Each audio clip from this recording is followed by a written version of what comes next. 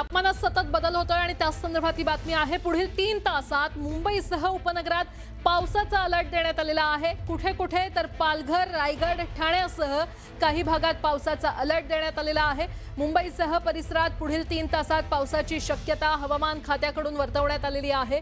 पुढील 3 तासात मुंबई उपनगर, पालघर, रायगड आणि ठाणे येथील काही भागांमध्ये सोसाट्याच्या वाऱ्यासह हलक्या पावसाच्या सरी, मेघगर्जना आणि विजांचा कडकडाट होण्याची शक्यता आहे। पुढील 3 तासात मुंबई उपनगर, पालघर, रायगड आणि ठाणे येथील काही भागांमध्ये सोसाट्याच्या वाऱ्यासह हलक्या पावसाच्या सरी, मेघगर्जना आणि विजांचा कडकडाट होण्याची शक्यता आहे, अशी माहिती मिळते।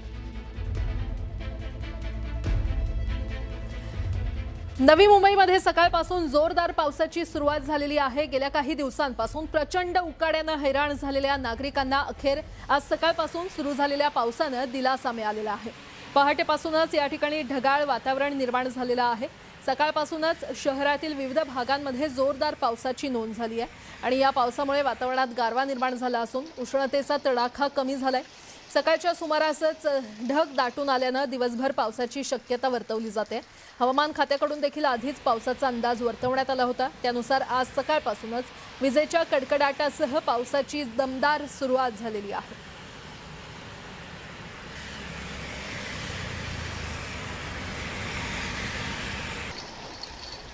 बदलापूर शहरातील काही भागांमध्ये गारा देखील पडल्याची माहिती समोर येते। पाऊस पडल्यावर लगेचच महावितरण नांगी टाकत शहरातील वीज पुरवठा खंडित केलाय।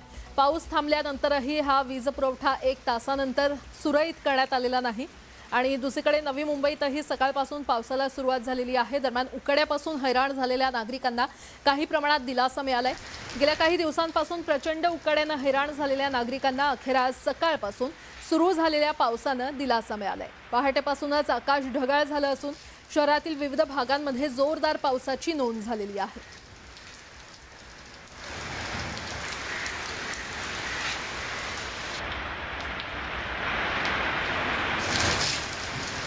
तिकडे यवतमाळ जिल्ह्यामध्ये रात्री उशिरा अचानक वातावरणात बदल झाला आणि त्यानंतर वादळी वाऱ्यासह विजांच्या कडकडाटात अवकाळी पावसाने हजेरी लावली। या अचानक बदलामुळे नागरिकांची मोठी तारांबळ उडालेली आहे। जोरदार वाऱ्यामुळे अनेक ठिकाणी झाडं आणि फांद्या कोसळल्याने काही भागात वीज पुरवठा खंडित झाला। या वादळाचा सर्वाधिक फटका हा शेतकऱ्यांना बसण्याची शक्यता असून विशेषतः तीळ पिकांवर परिणाम होण्याची भीती व्यक्त केली जाते।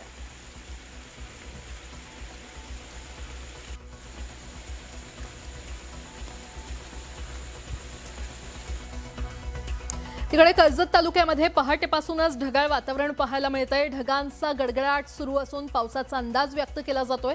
उकाड्याने हैराण झालेल्या नागरिकांना यामुळे दिलासा मिळालाय, तर काही ठिकाणी काढणीला आलेल्या पिकांचं नुकसान होणार असल्याने शेतकऱ्यांची चिंता वाढली आहे। सिंधुदुर्ग जिल्ह्यातही ढगाळ वातावरण पाहायला मिळतंय, तर कुडाळ, सावंतवाडी, वेंगुर्ला परिसरात पावसाची रिपरिप सुरू आहे। या पावसामुळे आंबा, काजू पिकांना फटका बसण्याची शक्यता आहे।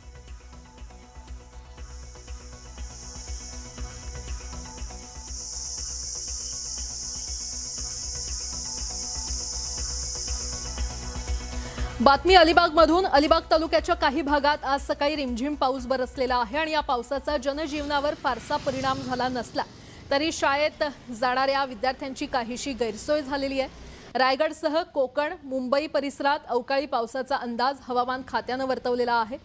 गेल्या 2 ते 3 दिवसांपासून जिल्ह्यात ढगाळ वातावरण आहे आणि गेल्या 3 दिवसांपासून जिल्ह्यात अवकाळी पावसाचा अंदाज होता।